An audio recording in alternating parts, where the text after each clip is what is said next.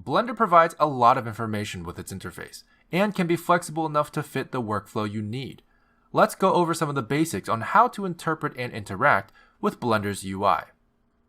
Before we begin, I want to point out that there is a very handy display at the very bottom of the user interface. This is an informative display that lets you know what each click can do in the context your cursor is at the moment. It also applies to when certain hotkeys are being held down to change the function of certain clicks. For example, if you hold Shift, you can see the information at the bottom changing. It tells us that without holding Shift, your middle mouse button rotates your perspective, but holding Shift pans your perspective.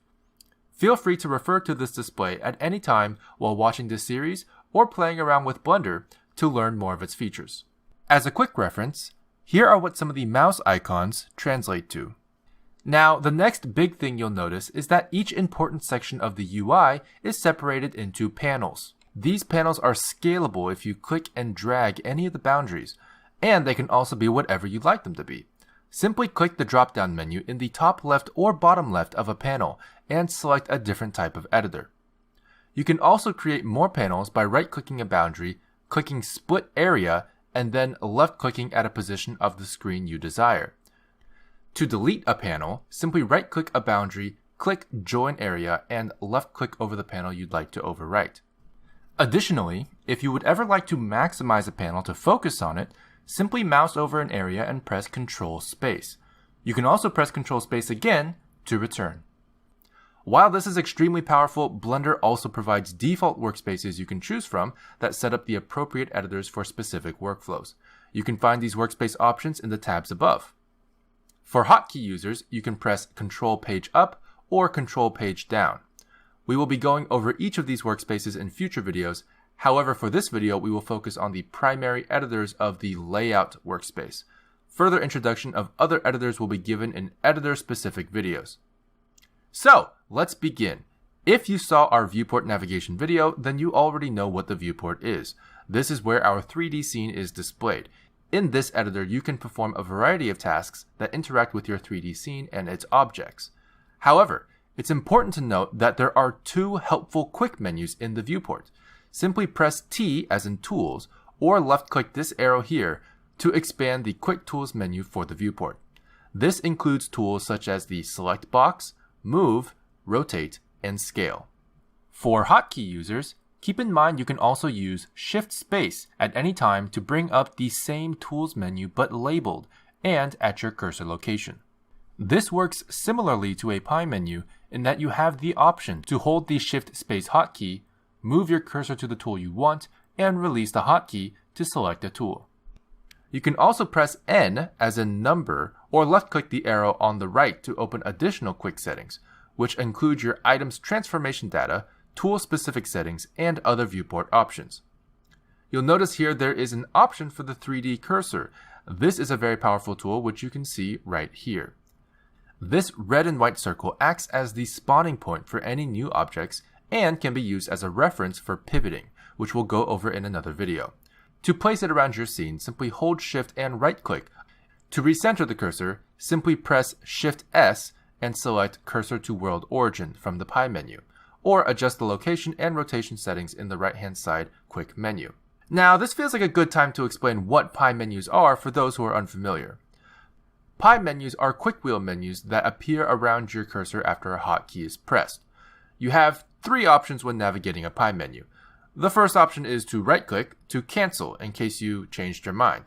The second option is to press and hold the hotkey to initiate the pie menu, drag your cursor to your desired choice, then let go of the hotkey to select, with no clicking necessary.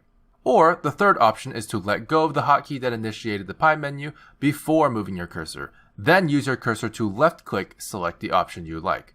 After you get used to where each option is, this can greatly speed up your workflow while also making several options available with less keystrokes. Throughout this series, you will see pie menus quite often for various different contexts. Now below the viewport we have the timeline. This controls playback of your animation. You can zoom in and out with your scroll wheel, drag the timeline with your middle mouse button, change the start and end frames for your output, and create and manipulate keyframes, all of which we'll go over in another video. The Properties editor contains several tabs vertically to display the properties of your scene, your current tool, and whatever object you have selected.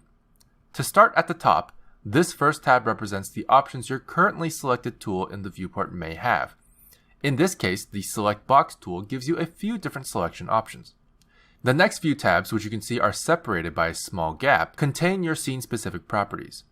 Just to clarify, your scene refers to your entire 3D scene. However, you can create more than one scene in a single Blender file by clicking up here. You can also select a scene from existing scenes using this drop-down. This back-facing camera icon is your Render tab. This allows you to change render engines, sampling, engine-specific properties, and other properties that affect your final image and how it's interpreted from the 3D scene. The next icon looks like a printer, and this is your Output tab.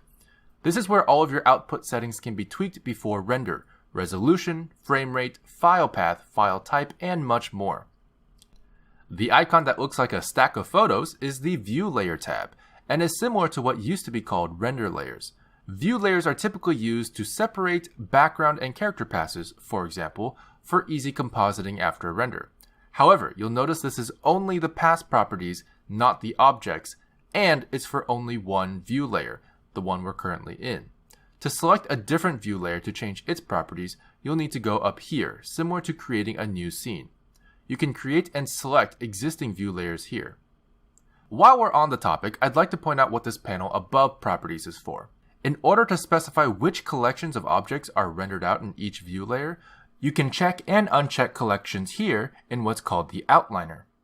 I highly recommend using descriptive names for your collections and view layers by double-clicking them, but we will go over this in another video. Next, we have the General Scene tab. This has other miscellaneous scene properties that affect your scene, such as your active camera, your units, and rigid body settings. Finally, the Globe icon is the final tab of this section and is called the World tab. This includes properties for the sky and air of your scene. In other words, the surface option for your world is the shader used for your sky or background color, while Volume allows for volumetric lighting throughout the atmosphere of your scene as a whole, such as fog or mist. For the next section, the property tabs will be specific to the active object you have selected. So in this case, I will select the cube. Our first tab is the Object tab. This contains basic information such as location, rotation, and scale of the object. You can also specify parent-child relationships, which collections it belongs to, and visibility of the object. The next tab is a very important tab for Blender. Represented by a wrench icon, the Modifiers tab allows for powerful manipulation of objects using predefined modifiers. Simply select a modifier from the drop-down menu to add it to the stack below. You can use as many modifiers as you like and change the order or application of these modifications using these arrows. For example, the Subdivision Surface modifier and the Bevel modifier. This next tab is the Particles tab.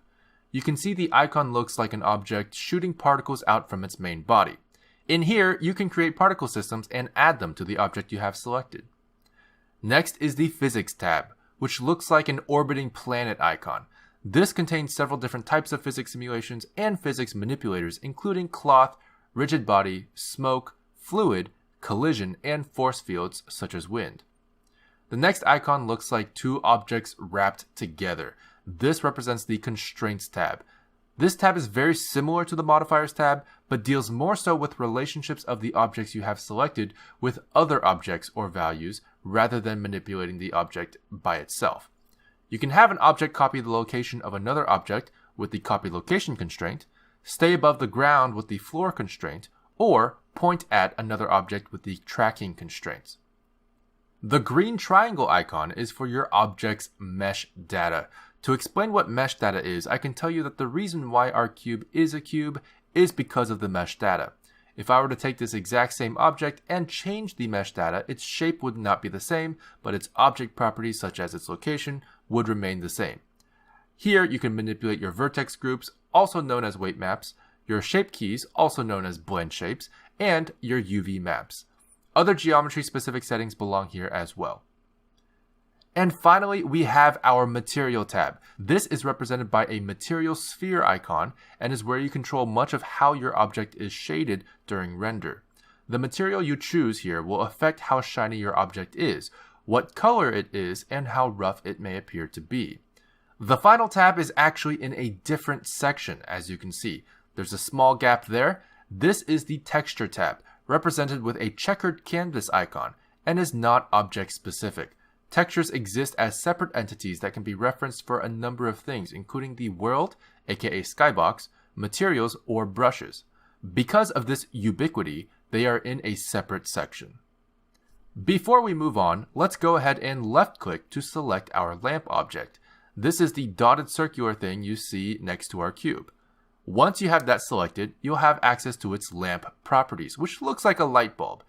This is where you can tweak its brightness, the radius of light, whether or not it casts shadows, and what type of lamp it is. We can also left-click to select our camera object, which is this sideways rectangular pyramid shape we have here. Now you should have access to the camera options, which include focal length, perspective type, and much more. And that's the summary for the default layout workspace we see when we open Blender. I hope this is helpful for you, and I'll be going into more detail about the other workspaces and what each editor does in separate videos.